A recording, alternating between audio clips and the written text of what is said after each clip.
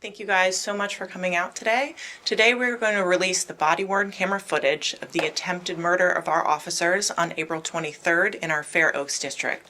First, we will show you the video, and then Chief Davis will come out to provide remarks and answer any questions you may have.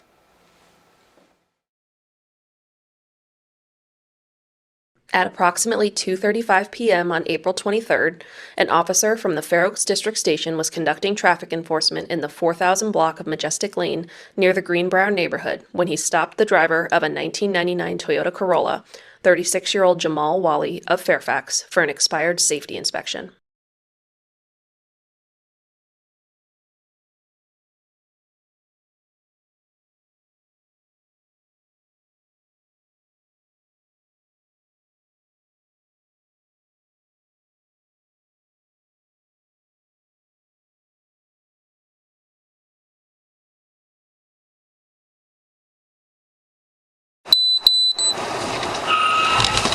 Jesus Christ.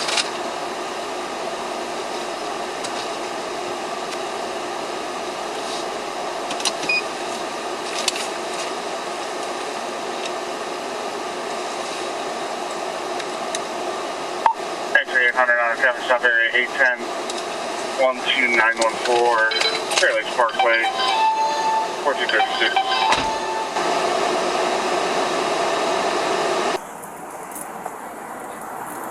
That was a heck of a stop, sir. I have a gun and I'm armed. I'll let you know. So why did you pull me over? Your inspection sticker expired they last... know. Call Joe Biden or call George Let me Bush. see your driver's No, license. there's no. I don't have a driving license. Why not? Go back, sit in the fucking car, and leave. No, sir. No? It doesn't work that way. Okay, so go ahead, do whatever you want to do. Can I get your name? No, No? no. You're fucking killing me. You fucking people don't get a disability. Fucking, I have kids and I have a lot of fucking bullshit things. So why you fucking treat me this way? Said 80. Said 80. Can I get a supervisor to my location, please? You fucking dumbass The, fucking people. You fucking asshole. Majestic. I can't even go northbound back to my at fucking country because of you fucking Greenbrier people. Shopping I Center. started in fucking army. Every time you come and fucking pull me over, every time. Do you have the registration to the vehicle? Nothing. You got nothing? Nothing. All right. Yeah. And you don't want to give me your name? Sir, why? Look, hey, I died when I was serving you with you liars, with you people, with American status. I served as well, sir. Yeah. So you brought me to you fucking people brought me to this goddamn country, and I'm dying every fucking single day, and I have 4 children, and we wholly survive because you're a fucking racist people. Okay. Yeah, because I can't get a job, I can't get a disability, and they took my fucking license because I'm not able to pay the insurance. So why are you fucking trying to kill me? I'm not trying to No, kill you, you sir. are. I'm already died. I don't give a Said damn 80. fuck. Subject's armed, refusing to give ID. Don't reach for anything, No, dude. Don't unbuckle that. I'm telling you, don't reach. I'm telling you, don't reach. I don't Subject give a keeps damn reaching. fuck. I don't give a damn fuck. If you fucking do anything, don't do anything. Subject keeps reaching for his weapon. No, I'm not reaching. Okay. That's all you have to be able to tell. It's going to be restricted 1439. Sir, I stopped you for a lawful traffic stop. I don't give a damn fuck. Okay. You liars. I'm not lying. No, you're It's lying. obviously right there. You are no. Today is So the what day, I'm- buddy. what I'm Today's the asking day, for fucking is you to dumbass identify liars, white yourself. people. You lied for 25 years. R80 Bravo, you direct on that? You brought me to this country. I served with special forces. I lost my own fucking brother. I lost my everything. I'm sorry. I have nothing. I'm sorry to hear that. No, you're sorry to hear that. No. Don't play that bullshit. So you don't have a registration to the vehicle? You know what? Listen here. You're American, okay? Yes. Yes, you are American. I give you my fucking, what do you call that shit? Take it. They took my driving license. So Okay? they took it away? Yeah, for no fucking reason. I have a Okay. hard time with court. I'll show you the paperwork. You won't Okay. believe what they hey. They don't. When I call them bullshit, bullshit. The system is fucking broke. Yeah. Yeah, Well, it sounds like you're going through a really rough time. man. I should have served with fucking Taliban better than you. I was concerned and a fucking dumbass fuck when I was concerned about Taliban, but in America, since 2014, I'm concerned about more about you people. Because Okay. you lie, because you play games, that's how I'm going deeper, deeper, deeper. Okay. Yeah. So these are my partners here. They're coming up. I don't want you to get rattled, but it's because you were reaching for your weapon. No, I'm not reading, sir. Hey, I sir, watched you do it. I don't give a damn fuck.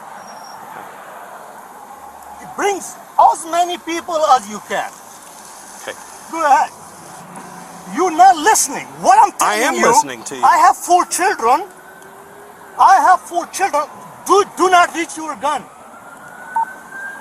Bravo, everybody slow down. Units perhaps 1080, slow it down, 1441. Hey, So- listen, American.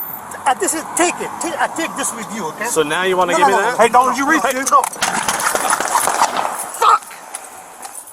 Fuck! 800 Bravo, shots fired. Set 80, I'm hit.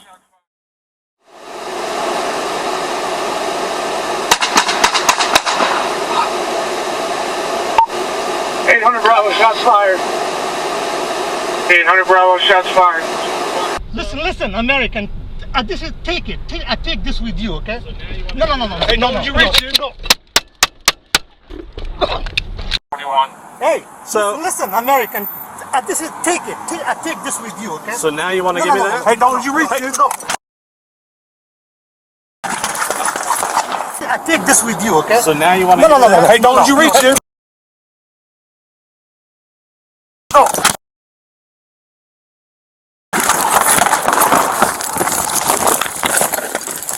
Bravo, everybody slow down. Units perhaps 1080, slow it down, 1441. Hey, listen, American. This is take it. I take this with you, okay? No. Hey, no. You reach it? No. 800 Bravo, shots fired. 800 Bravo, shots fired. 800 Bravo, signal 1. Additional officers arrived and rendered first aid until fire and rescue personnel arrived on scene. Wally was taken to a nearby hospital where he was pronounced deceased. The injured officers were transported to an area hospital and treated for their gunshot wounds.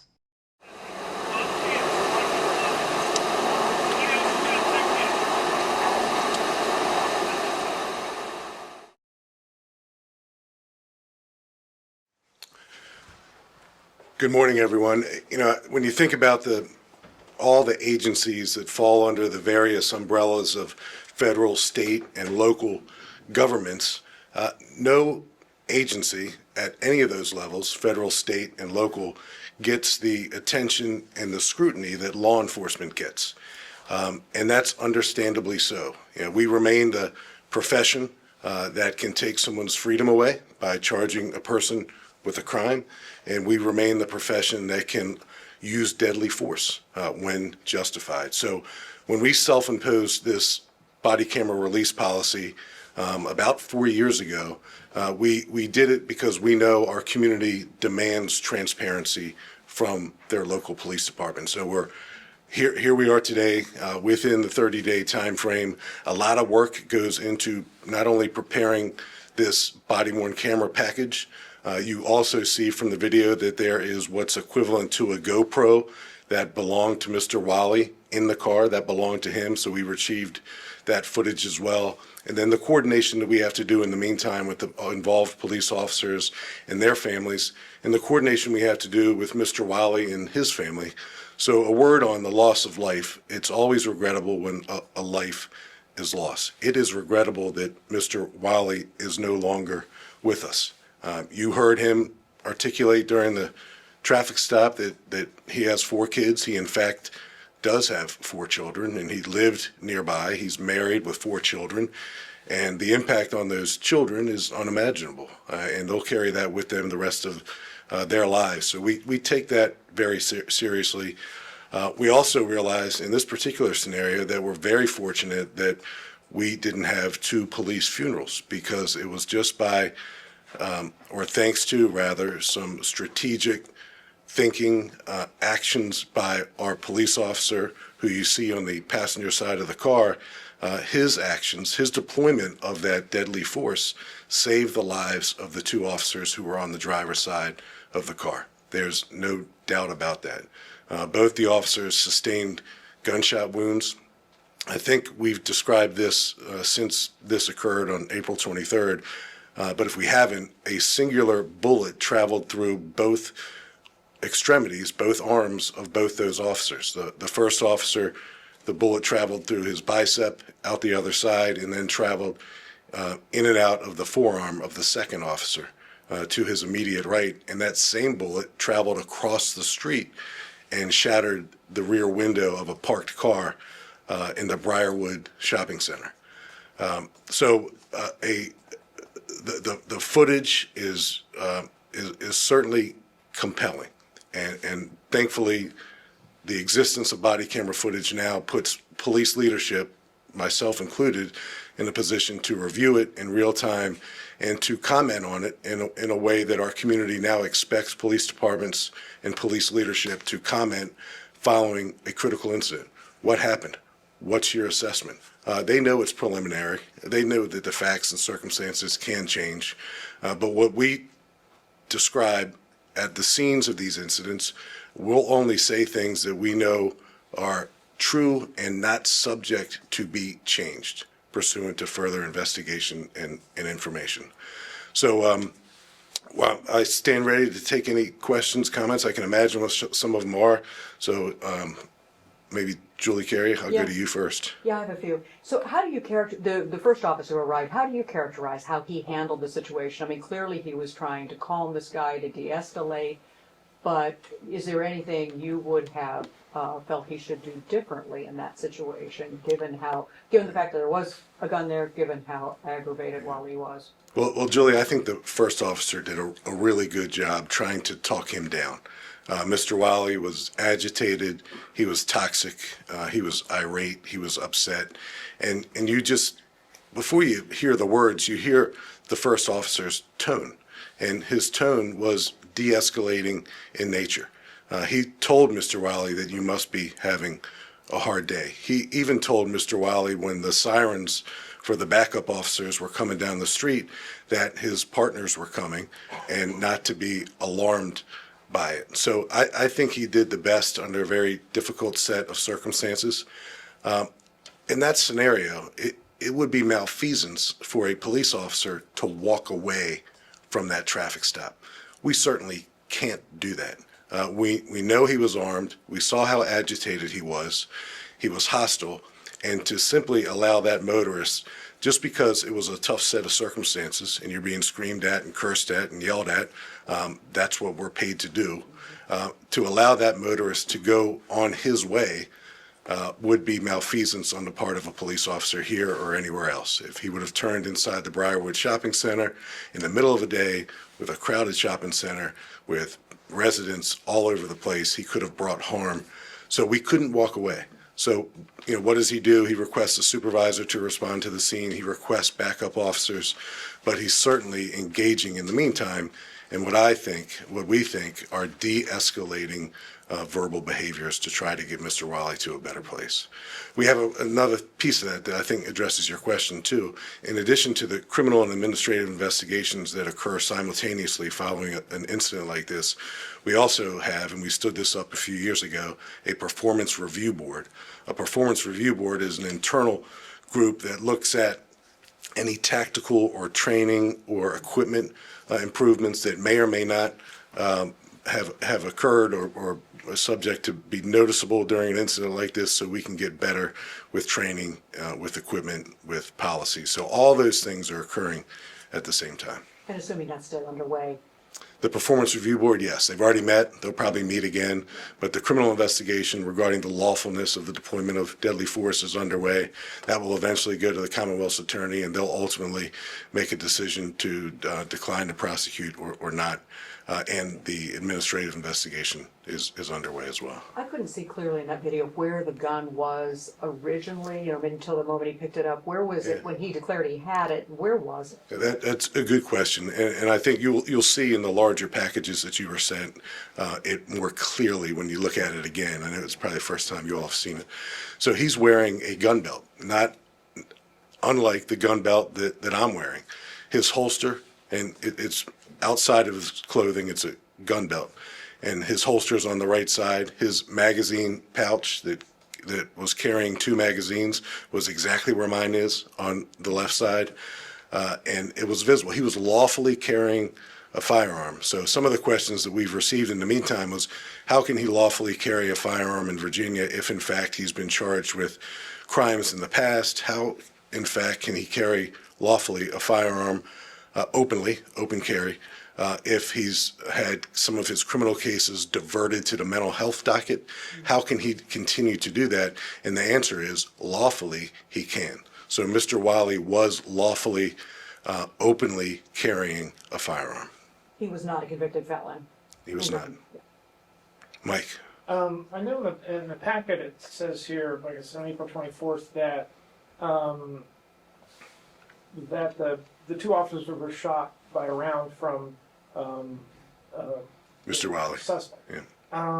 And you've been able to confirm that round came from that gun as opposed to the officers who were shooting through the passenger side window. Yeah, absolutely. We know that as a matter of fact. It's forensically provable, and it's forensically, ballistically been proven that the bullet that was fired by Mr. Wiley exited his firearm and traveled through the arms of both of our police officers. The officer on the passenger side of the car, who's a relatively young police officer, and I credit really our training and the quality of our instructors in our police academy and our firearms range. He deployed deadly force in a very tactical, strategic way because he was in a crossfire type environment. But when he deployed deadly force, saving the lives of his peers, he deployed deadly force in a way that his rounds struck and only struck Mr. Wiley. And we know that ballistically, and we know that forensically as well.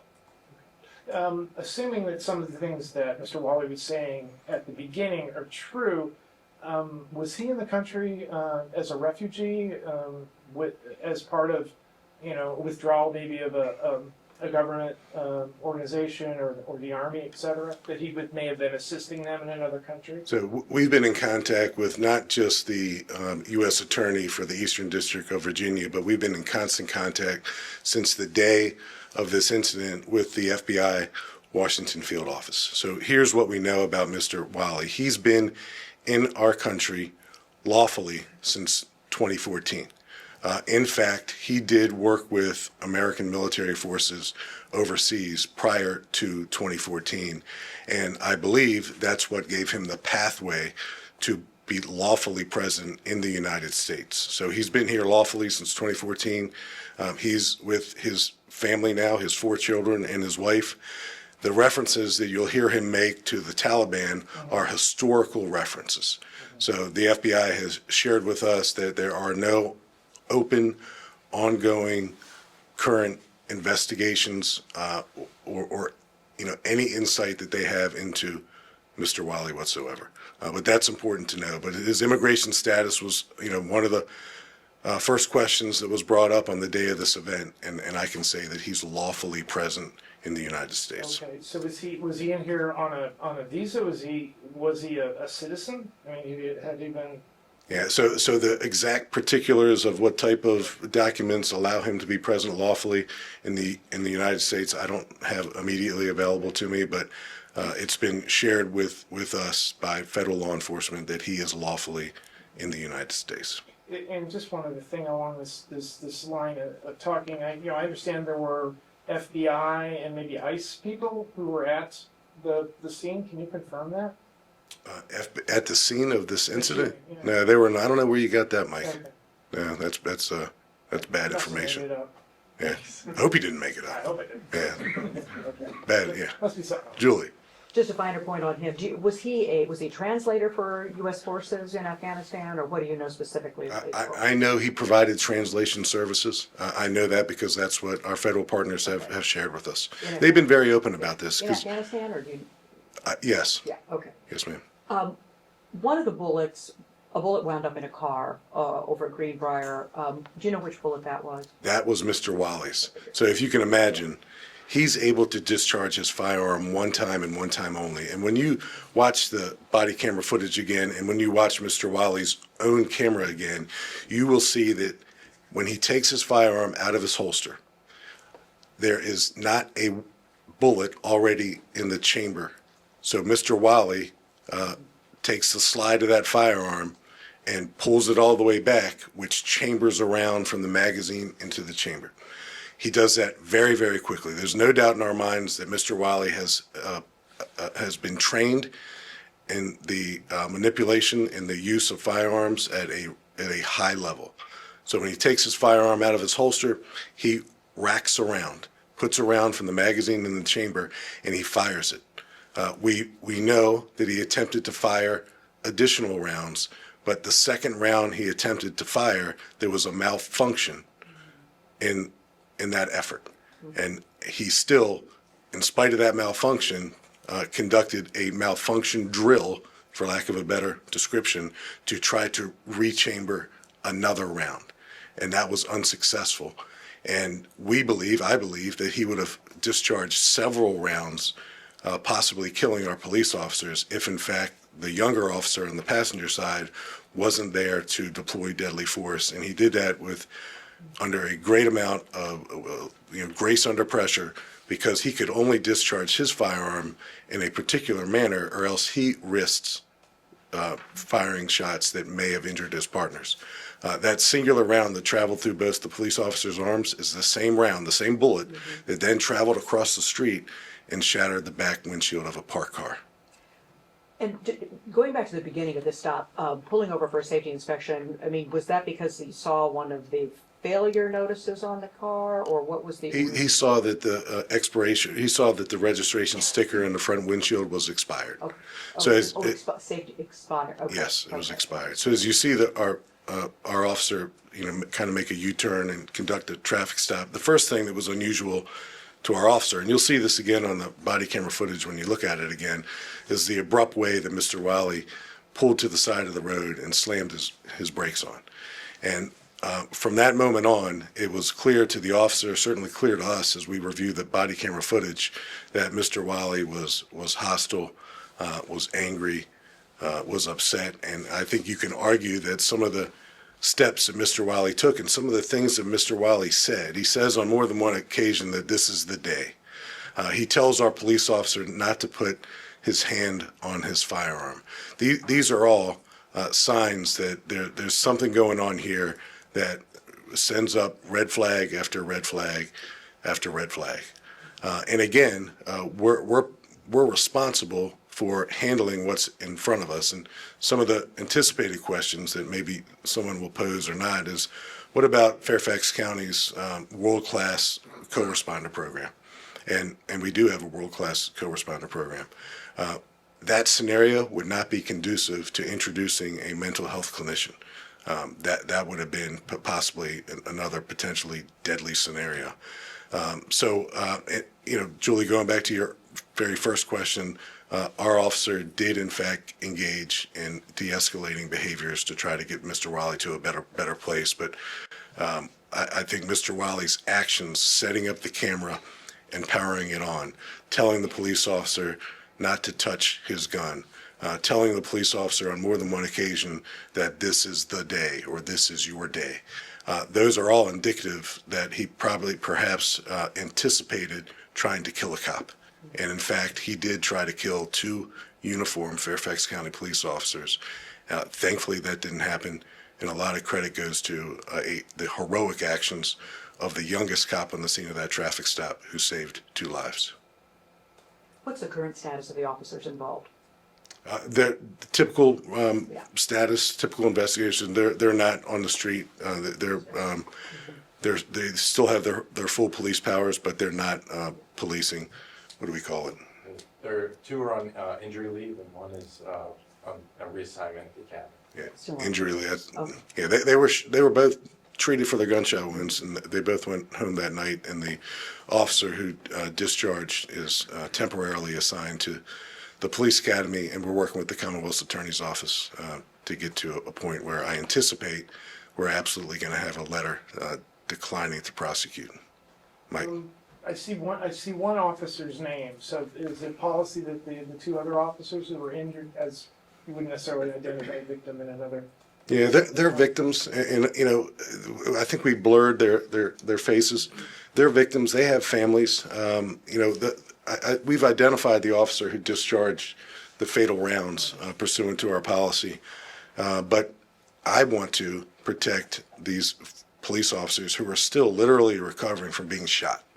They were shot, and they've got spouses and kids and families and friends, and I don't want to draw unnecessary attention to them, so that was a discretionary call that I made. Did his family elect to see the videos? Yes, he did, and that's something we do, and sometimes the advocacy community will say, you know, regarding our self-imposed policy to release body camera footage in 30 days, well, why not 5 days? Why not 24 hours? You know, why not 10 days?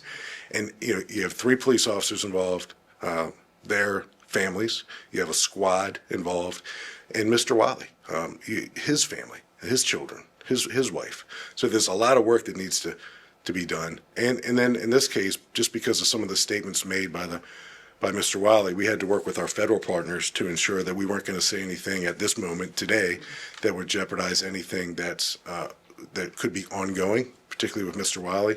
And in fact, we know that nothing is ongoing with him. So that's why we're comfortable talking about him and talking about the fact that his references to terrorist organizations overseas are historical references going back minimally to 2014, and there's nothing current about it whatsoever.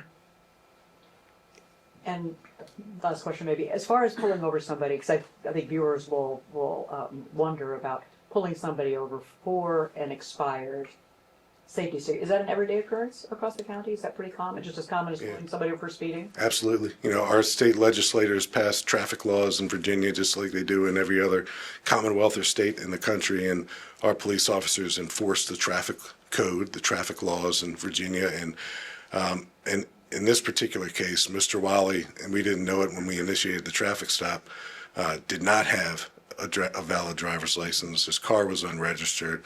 So a lot of times what seems like a minor infraction that amounts in a lawful traffic stop, and in fact this was absolutely a lawful traffic stop, leads police officers to discover other things that are afoot. And that's why we're so dedicated, and we remain dedicated to traffic enforcement, traffic safety in Fairfax County, because it's important for us to do those types of things.